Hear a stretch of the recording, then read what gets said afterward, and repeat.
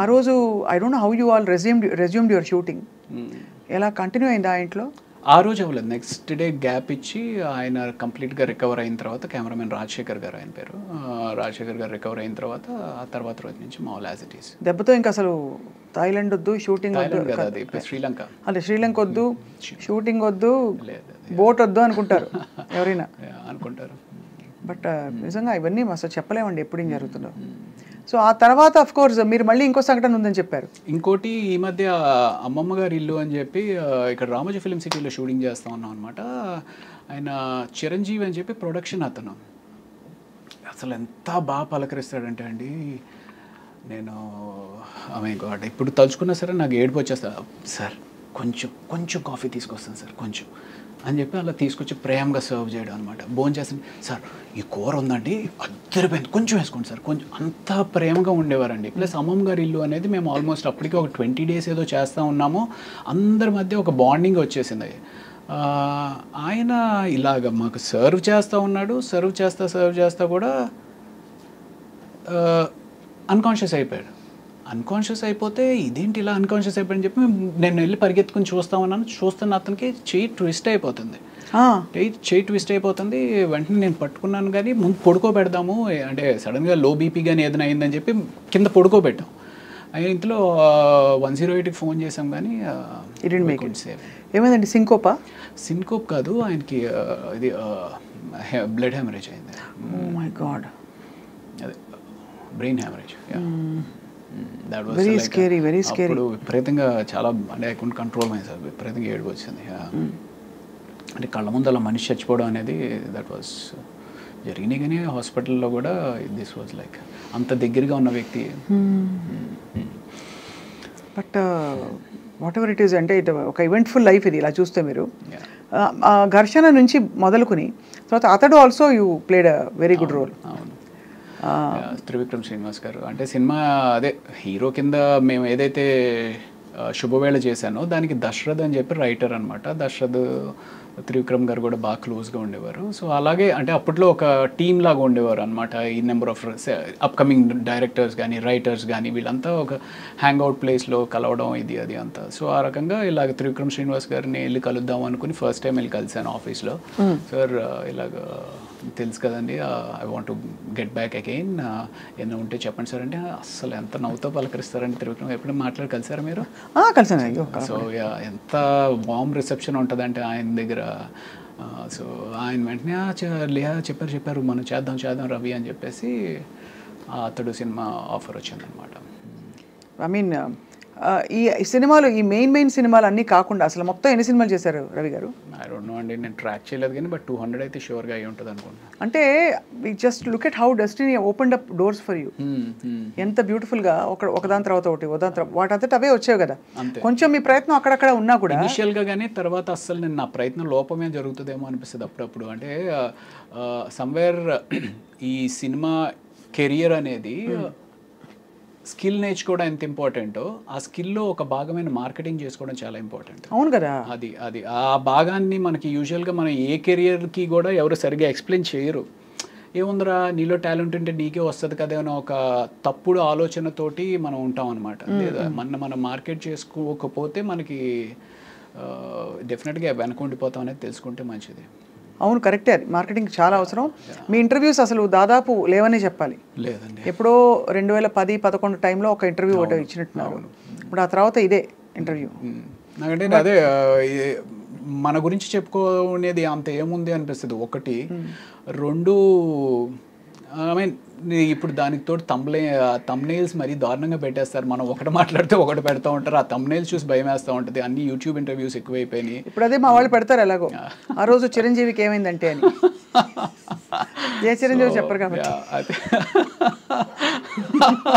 So ఈ తమ్నెయిల్స్ చూస్తే నాకు సగం భయం వేసి అసలు ఈ యూట్యూబ్ ఇంటర్వ్యూస్ అనేది లేదు. మేము మంచోళ్ళం, will try to be good people. లేదండి, జనం కూడా అట్రాక్ట్ చేయాలంటే చెప్పాలి, ఏదో ఒకటి కాంట్రవర్సీ ఉండాలి, కాన్ఫ్లిక్ట్ ఉండాలి. లేకపోతే జనం యూనో అసలు మన వైపే తిరిగి చూడరు. నేనేమో నాన్ కాంట్రవర్షియల్, ఎవరితోటి గొడవలు పెట్టుకుని ఎందుకు అనిపిస్తుంది.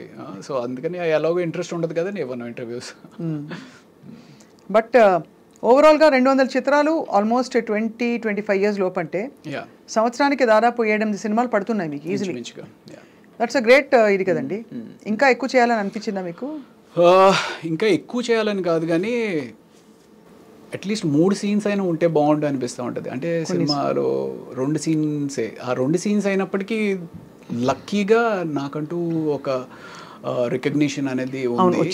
లక్కీగా రికగ్నిషన్ అయితే ఉంది. ఆ 2 సీన్స్ కన్నా ఒక్క 3వ సీన్ కూడా పడితే బాగుండని ఆశ బాగా ఉంటుంది. 2 సీన్స్ అంటే మనకి ఎన్ని రోజులు, ఒక 4-5 డేస్ ఉంటుందా పర్ మంత్? లేదండి, 2 సీన్స్ అంటే డిపెండ్స్ ఆ సీన్ బట్టి. But rest of the time what you do Ravi Prakash గారు? నేను అదర్వైజ్ అంటే బిజీగానే ఉంటాం. షూటింగ్ లాస్ట్ ఈ 3-4 ఇయర్స్ నుంచి కొంచెం కరోనా తర్వాత కొంచెం స్లో అయింది, కానీ మామూలుగా అయితే మామూలుగా షూటింగ్, మళ్ళీ దాని తాలూకు డబ్బింగ్, మళ్ళీ ఏదో ప్యాచ్ వర్క్ అంటారు, ఇలాగే నడిచిపోతుంది అంతేనా? యా అంతే. అది కాకుండా నేను 2013లో వల్లవనుకు పుల్లు మాయదం అని చెప్పి మర్యాద రమణ తమిళ్లో చేశారు.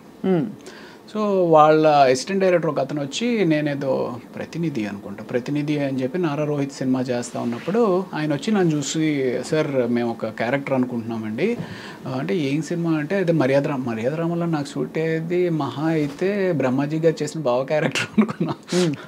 లేదండి హీరోయిన్ బ్రదర్ అన్నారు. హీరోయిన్ బ్రదర్ నేను ఎక్కడ సూట్ అవుతాను రా బాబు, ఎందుకు వచ్చింది సరే అయితే అన్నట్టు. I mean that's a very important role actually మర్యాద రామన్నలో, బ్రదర్ క్యారెక్టర్.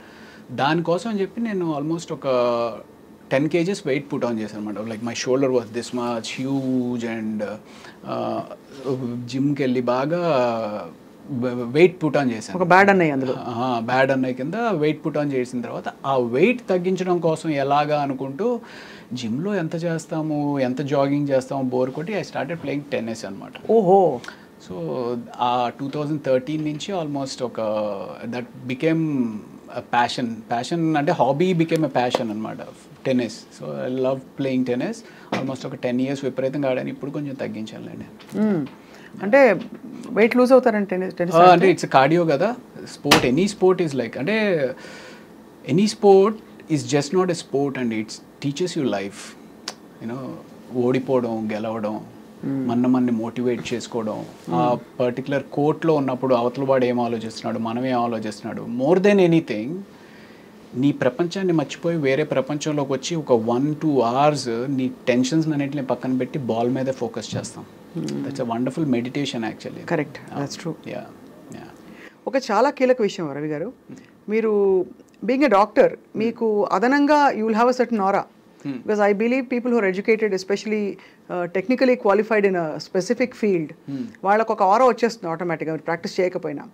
అది మీకు ఇండస్ట్రీలో లభించిందా extra respect or extra that small cherry? Maybe ya definitely ఉంటుందండి. చదువుకుని డాక్టర్ చదివాడు కదా అన్నట్టుగా. అందులో ఒక 2 situations చెప్పాలి అంటే, తేజ గారు మీకు వినే ఉంటారు, ఆర్టిస్టులు సరిగ్గా పర్ఫామ్ చేయకపోతే కొడతారు. మిమ్మల్ని కొట్టలేదని 1-2 సార్లు. ఇప్పుడు అదేం అర్థమయ్యేది కాదు, ఏదో చెప్తారు ఇలా కొడతారండి అని అనేవారు. మా సెట్స్ మీద అయితే నేను ఒకళ్ళని ఎవరికో పడినట్టు ఉన్నాయండి, పడింది. సో అయితే నాకు ఇలా ఒకసారి ఎప్పుడో అన్నారనమాట, డాక్టర్ వైపే బతికిపోయావా నువ్వు అని చెప్పి. సో అక్కడ ఒక చోట కాపాడింది, అంటే అక్కడ గౌరవం నిలబడింది. తర్వాత ఫైట్ మాస్టర్ కనల్ కన్నన్ అని చెప్పి ఒక అతను ఉన్నాడులేండి, చాలా అప్పట్లో ఫేమస్, 2003-2004. ఆయన ఏదో ఒక ఫైట్ సీన్లో, అంటే ఇంక ఏ క్యారెక్టర్ వస్తే ఆ క్యారెక్టర్, ఏ సినిమా అయితే ఆ సినిమాకి వెళ్ళిపోతూ ఉండేవాళ్ళం అనమాట. అందులో ఈ రౌడీ బ్యాచ్తో పాటు నేను కూడా ఉన్నాను. ఆ రౌడీ బ్యాచ్ని తిట్టినట్టు నన్ను కూడా పట్టుకుని తిట్టేస్తున్నాను.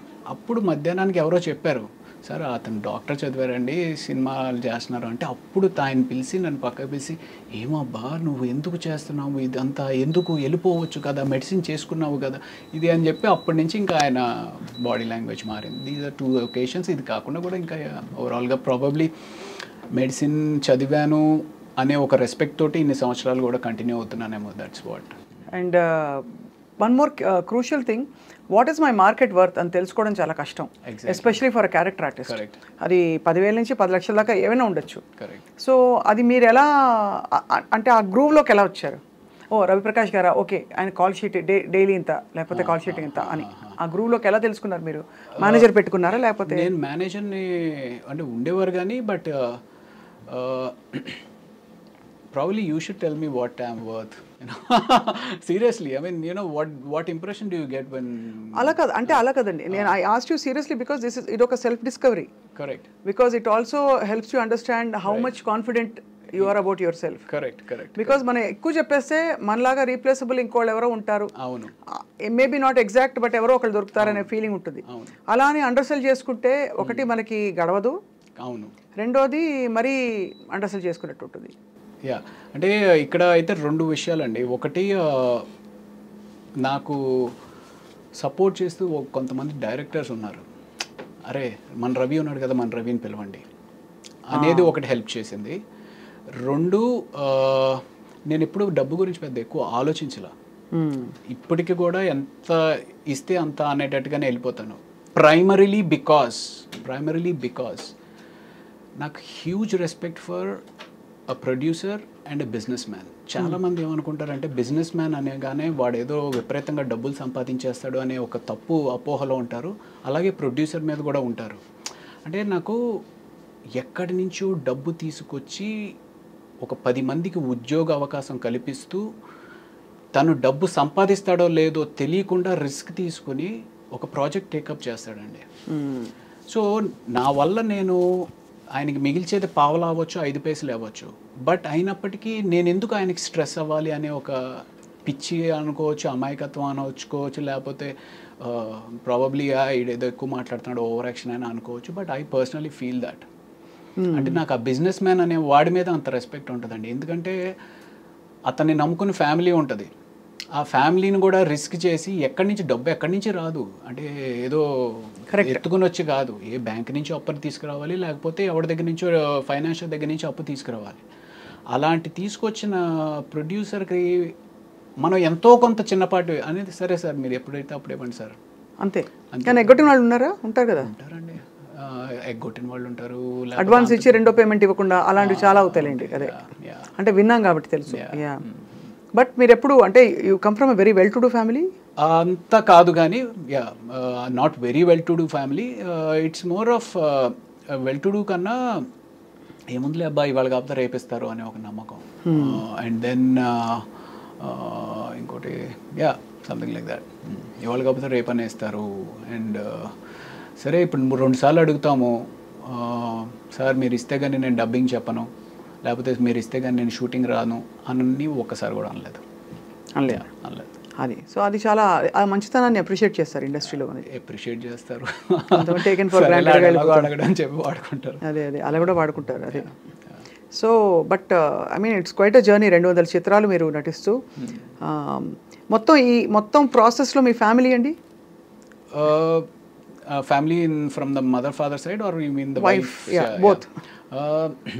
ఫాదర్ వైజాగ్లో కోర్టులో కోర్టులో సూపరింటెండెంట్ కింద రిటైర్డ్ అయ్యారు.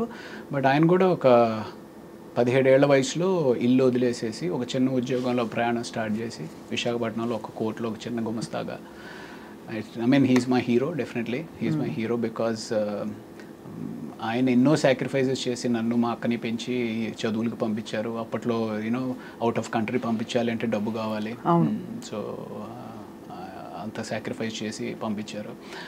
అండ్ యా, మా అమ్మ ఏమో ఎప్పుడు she is a very orthodox lady, ఎప్పుడు పూజలు చేసుకుంటూ ఉంటుంది. ఎప్పుడైనా సరే మా వాడు ఇంకా పైకి రావాలి అని చెప్పి పూజలు చేస్తూ ప్రార్థిస్తూ ఉంటుంది. Yeah. And me wife? Wife very lucky that I have very very understanding wonderful wife. తను పీడియాట్రిషియన్ అనమాట. Children specialist. वो भी डॉक्टर, आप भी डॉक्टर, और आप एक्टर, वो भी एक्टर है? లేదు తను యాక్టర్ కదా, అస్సలు కాదు పాపం. తనకి ఏంటో తెలియదు, యాక్టింగ్ అంటే ఏంటో కూడా తెలియదు, నిజ జీవితం కూడా తెలియదు పాపం. Yeah, so she that's great. So arrange marriage. Next question would be that. No అలా ఏం కాదు, అంటే పీడియాట్రిషియన్ ఇలా చక్కగా కుదురుకుంది కదా అని అనుకున్నాను. బట్ అరేంజ్డ్ అంటే ఇట్ మేక్స్ సెన్స్ బికాస్ మీరు యాక్టింగ్లోకి వచ్చేసాక మెడికల్ ఫ్రెటర్నిటీ నుంచి దూరం అయి ఉంటారు కొంత. బాగా బాగా అసలు లేదు, అసలు ఎవరితోటి టచ్లో లేను. అదే కాబట్టి ఎవరో నటి అంటే మనం అర్థం చేసుకోవచ్చు లవ్ మ్యారేజ్కి. అవును, అక్కడంటే న్యాచురల్ డాక్టర్ సెట్ కర్నా అని చెప్పి పెద్దవాళ్ళు చూసి చేసిన పెళ్ళి తెలుస్తుంది. పెద్దవాళ్ళు చూసి పెళ్ళి కన్నా ఎక్కడో ఆ సంకల్ప బలం ఉంటుందండి. నాకు మైండ్లో ఎందుకో నేను ఎలాగో చేయట్లేదు కదా, నాకు వైఫ్ డాక్టర్ అయితే బాగుండు అనేది పెట్టుకుంటాను అనమాట మైండ్లో. యూ వోంట్ బిలీవ్, చెప్పొచ్చు చెప్పకూడదు కానీ ఒక 6 years పట్టిందండి. అంటే నువ్వు సినిమా వదిలే మా అమ్మాయిని ఇస్తాం, మీరు సినిమా వదిలేసేస్తే మాకు పర్వాలేదని మేము చేసుకుంటాం. వాళ్ళ అమ్మ వాళ్ళ వీళ్ళు కాదు, ఇలాగ సంబంధాలు అలా అలా అలా పాపం తన అమాయకురాలు ఎలా ఇరుక్కుపోయింది సినిమా వాళ్ళతోటి. న్యాచురల్లీ కొంచెం కన్సర్న్స్ ఉంటాయి కదండి ఫిల్మ్ ఇండస్ట్రీలో. ఒకటి అంటే the environment is a little different from traditionally. అవును, అదే అంటే ఇప్పుడు ట్రెడిషనలీ ఓరియంటెడ్ కన్నా మెయిన్ థింగ్ ఏంటంటే సినిమా తోటి ఏదో ఎవరితోటో రిలేషన్స్ ఉంటాయి అనేది పక్కన పెట్టేసేస్తే అసలు ఒక స్టడీ కెరియర్ కాదు కదా, ఇవాళ ఉంటుంది రేపు ఉండదు. ఆ ఇన్సెక్యూరిటీ అనేది త్రూ అవుట్గా ఉంటుంది. సో అలాగా సినిమా అనగానే డెఫినెట్లీ భయపడతారు. But yeah